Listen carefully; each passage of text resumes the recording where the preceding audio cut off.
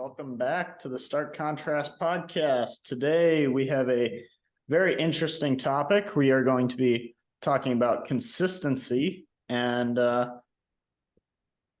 we'll see where this goes. Could go in a lot of different directions. So let's see. Awesome.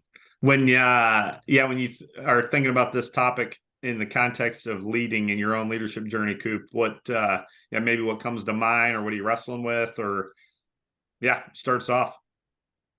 Well, I think we've talked about this before, but consistency in terms of expecting not expecting the same from everyone, but holding the same standard to everyone. In terms of, you're not going to require a bench guy to have the same, you're not going to require him to go out and have 100 yards a game, but you're still going to hold the starter to the same standard as the bench guy.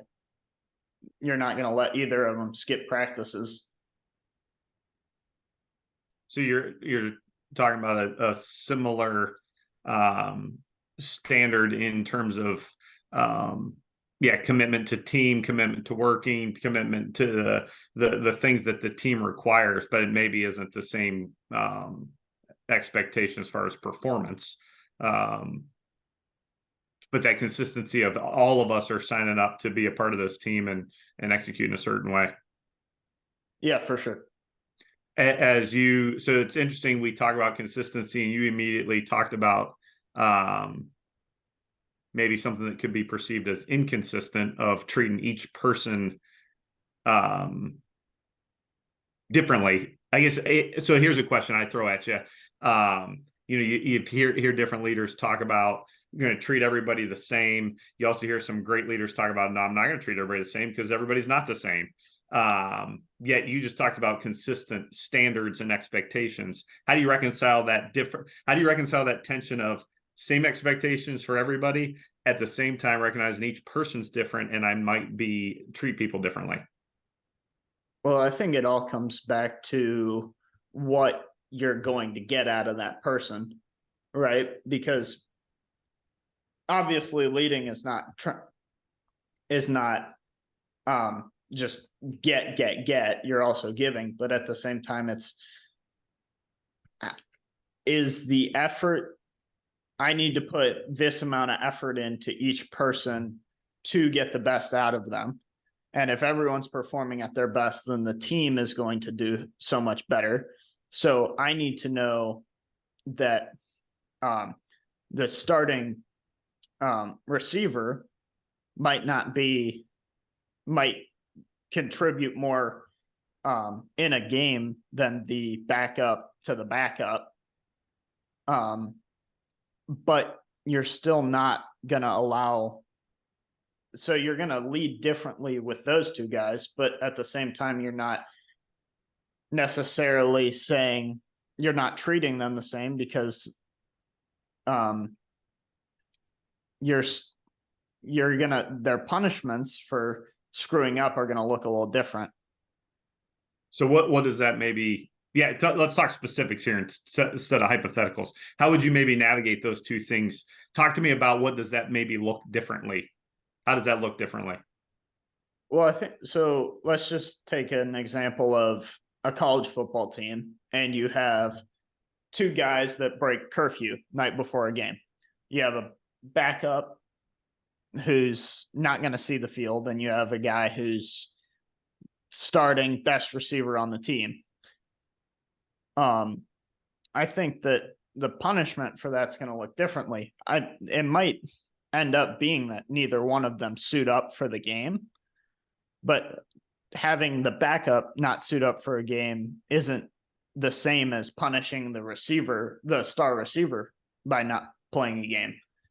So you're talking about how the backup wasn't going to see the field anyways, so he's not really punished by not being able to suit up that day. Whereas the star receiver is, so the backup, I think you have to do something else besides just saying, no, you're not playing tomorrow. Okay, so I'm not hearing that you would punish the backup, but not punish the star receiver. Yeah, that's correct. I would Okay. punish them both. I just want us to make sure that when we talk about treating people differently, it doesn't mean we don't treat the star players less than we treat Oh, the no. You're backups. definitely you're making, for me, what I would do in that situation is I would take that star receiver and tell him you're not suiting up, you're not playing. Um, but the backup, um, I would punish in a different way.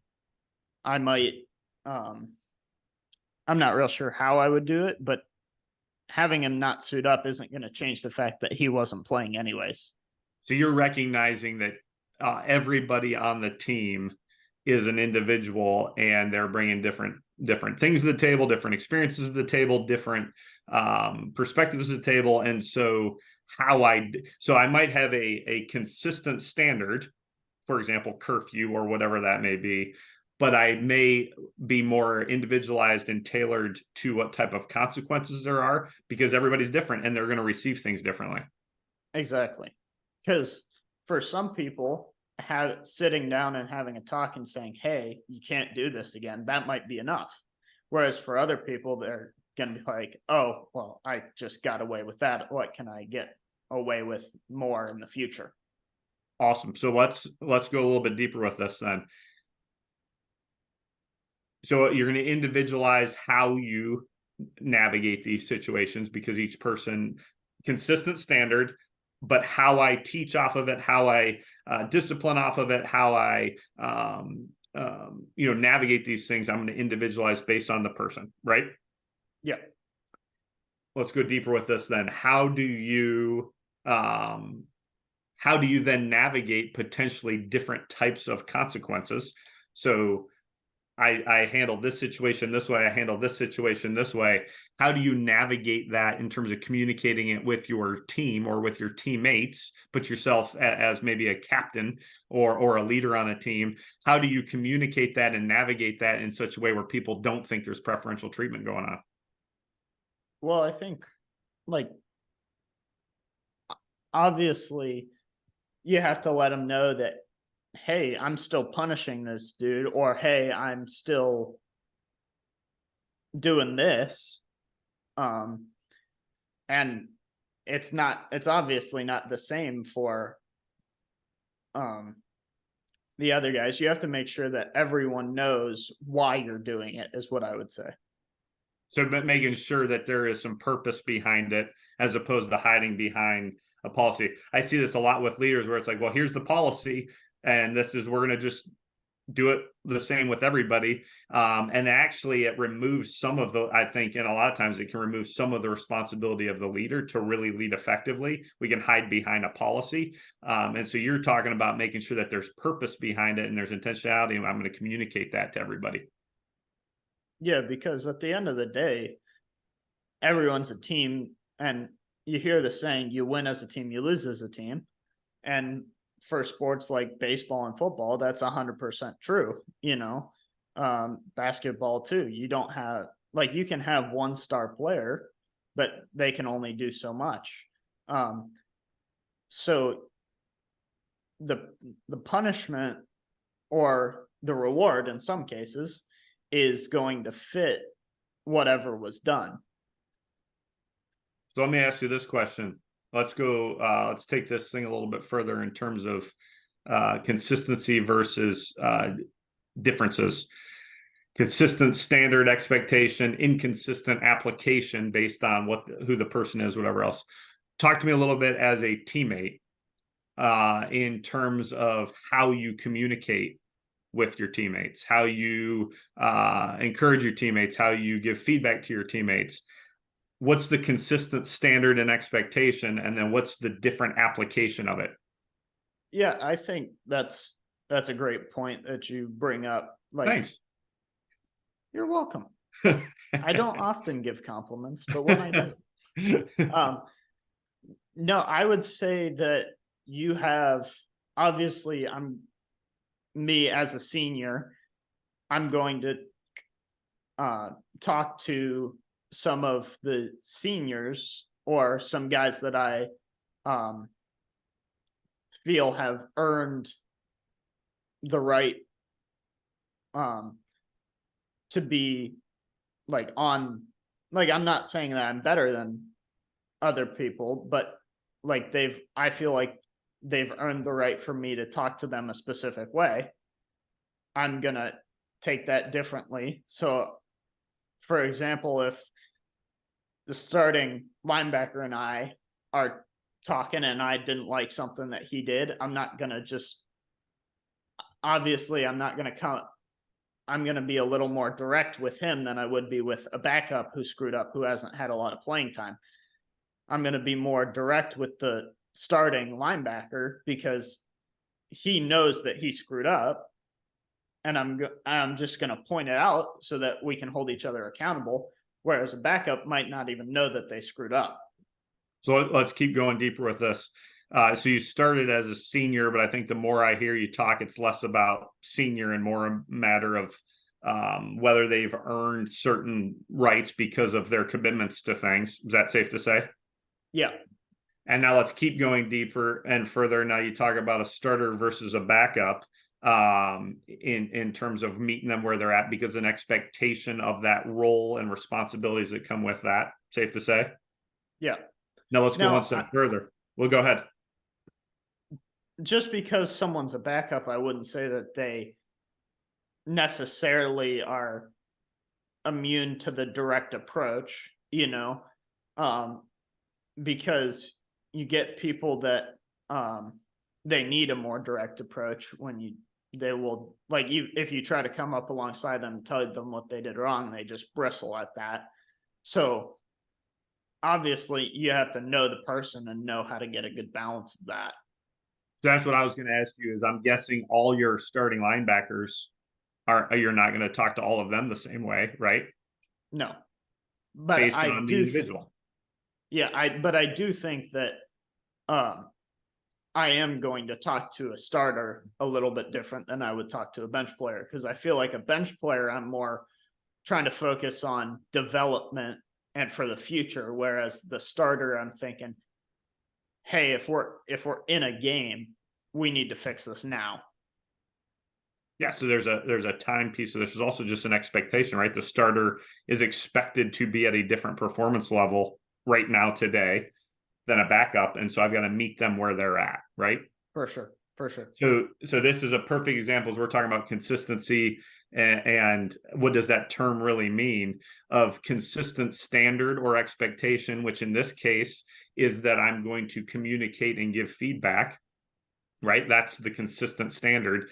The inconsistent, quote unquote, inconsistent application is I'm going to meet people where they're at and I'm going to try to make sure that I tailor the message to the individual as opposed to just sharing what I need to share. Yeah. And for some people, like if it's a first time offense, like like say someone let a word slip that they shouldn't have, I'm gonna I'm gonna punish it still, or I'm gonna have a conversation with them. Hey, you can't be doing this. But it's gonna be a little different than the person who cusses up a storm every time they hit the field, and it's like, again, really, come on. So I think that there's that as well. Yeah, no, I think so. Let me ask you this question. As you're talking, again, meeting people where they're at and what is needed based on the situation. Talk to me about what your expectation right now. We've been talking about it in terms of how you're communicating with others. Let's talk about it in terms of how people are communicating with you. How would you give uh, someone some guidance on how do you best receive things and what you would hope to receive in different situations? Well, I definitely am more of a direct person. I mean, we talk about the disc, D, I'm a D, low agreeable, all of that. But a lot of the times when I screw up, I don't need someone to say, okay, you'll get him next time. You know what I mean? I need someone to say, no, you screwed up. You got to fix it now. So, but I also wouldn't say that that's all I need. Obviously, different situations call for different approaches. Um, but I would say that I respond best to a more direct approach for me personally. And so this is a great reminder for us as leaders, because a lot of times we're going to respond to situations the way we want to, our natural default setting, as opposed to who's in front of me. Right. And so I Yeah. think that's the thing as we talk about this whole consistent piece, consistent standard, consistent expectation. What is the truth? But then how I apply it in each of these situations is going to be dependent on the person in front of me. And a lot of times as leaders, we respond naturally or automatically, which is ultimately based on myself as opposed to the person in front of me, which means that we probably don't handle some of these situations as well as we'd like to. Yeah, and I mean, obviously you have all different types of people on a team. You're not going to have, if I had a team full of myself, I like to think we would do very, really good, but the truth is we wouldn't, because I know me, one of me would lose my mind and then it would just become a chain reaction and we wouldn't be able to pull it through. This is this recognition of we need all of us to be a great team, right? Because none of us are perfect. None of us have this all figured out. We need to rely on each other. Yeah. Um, so question for you, as we talk about this consistency thing, well, let's dive a little bit further into this. Think about the best leaders, coaches, teammates you've been around. And again, not naming names, but talk to me about the consistency of those people. I think that I like they're there every day in, day out, always looking to be their best. And in that aspect, they're very consistent. But I've also been around some great leaders that, although their expectations are always the same, they're a little sporadic in terms of their routine or what they're doing at a specific practice or in a game. So I would say that, excuse me, consistency is key in terms of you have to have the same expectations for everyone. But at the same time, although getting yourself into habits, like into a routine, can help with that, it's not necessary. Like, we don't want to take consistency to an extreme to the point where we can't adjust off our issues. Okay, so just to be clear, make sure we're on the same page here. Consistent habits, consistent routine, good, right? Yes. If we get to a spot where we're too rigid and we can't function and be adaptable, not good. Yeah. So safe to say the best leaders, teammates, friends, people you've been around are more consistent than others. Yes. Yeah. So it's interesting as again, I think we've talked about this before, but as you spend time with a lot of athletes at different levels and you ask them who's the best coaches they've ever been around, more often than not, when you ask them why that person is, they say because they were consistent. I knew what I was getting every day, which I think provides a level of comfort, a level of consistency, a level of certainty, which allows us to navigate a very uncertain world of performance, an uncertain world of competition, knowing that that is stable. I know what I'm going to get. I know what they're expecting. I know how they're going to respond to situations. That there's some sense of consistency in that allows me to go navigate the uncertainty. So as I share that idea, what resonates with you? How does that land with you? Is there a specific example or situation that makes you reflect on that? Well, I would say that, I mean, as you just said, consistency is powerful. Um, and a lot of times as humans, we can't stand inconsistencies. And I know for me personally, it's like if I had a coach that made one kid run less because he played more, I'd be like, what the heck, dude? Like, what are we doing? Um, so I would say that, like, consistency is very important. And I also think that when you have consistency, when all of a sudden you decide to try something new, that people are more inclined to believe it because they were like, well, this guy knows what he's doing so well that if he wants to try something new, it must be worth a try. So consistency breeds trust, which allows me to then give that person probably some more grace, some more a wider leash as they navigate some uncertain or new things. Yeah. All right. So coming back to, so we started talking about consistent standard, consistent expectation, but I may approach discipline a little bit differently or consequences a little bit differently based on who the person is in front of me. Yet at the same time, you just talked about, well, if we were both late and that person's running more or running less because they play more, I'd be like, well, that doesn't make sense. How do you reconcile those two different ideas? What seem like two different ideas? I think that's a great point. But for me, if you're a starter, you should run more because you're late. So the Because you, standard and expectations actually higher for people that are performing at that level. yeah, because if I can't trust you to get here on time, how am I going to be able to trust you to know what the snap count is? So So am I hearing from you? Let's just take tardiness as a simple example. Consequences to tardiness. You would expect as a teammate or as a member of that team, at the minimum, everybody's got the same consequence.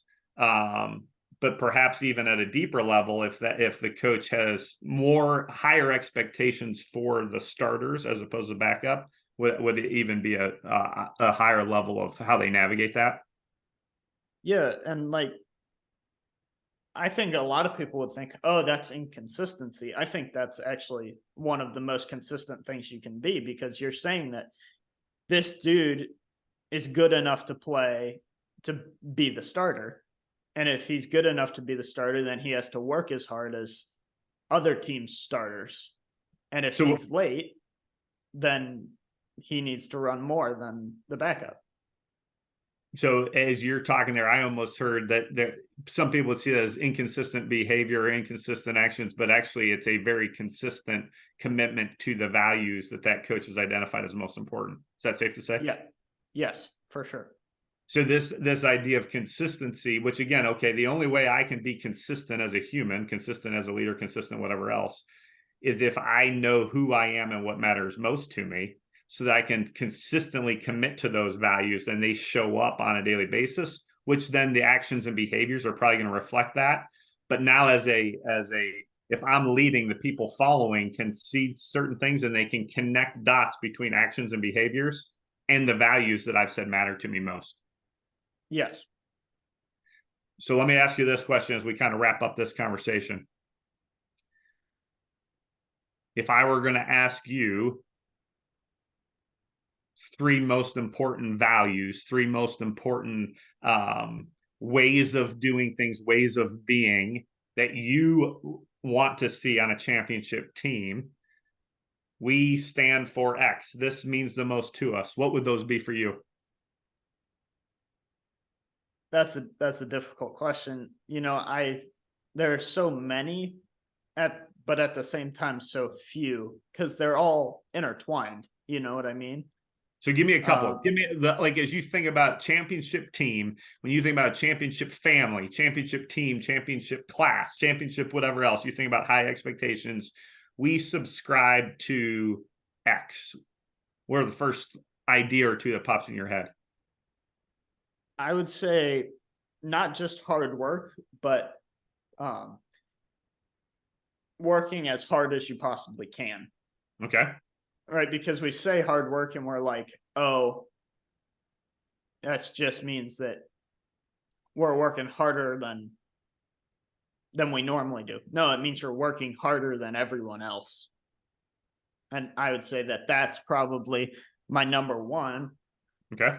My number two, I would say, is probably I would say consistency, as we just talked about. Like, show up on time every day. So easy. It's so easy. How are we not doing it? Come on. You know?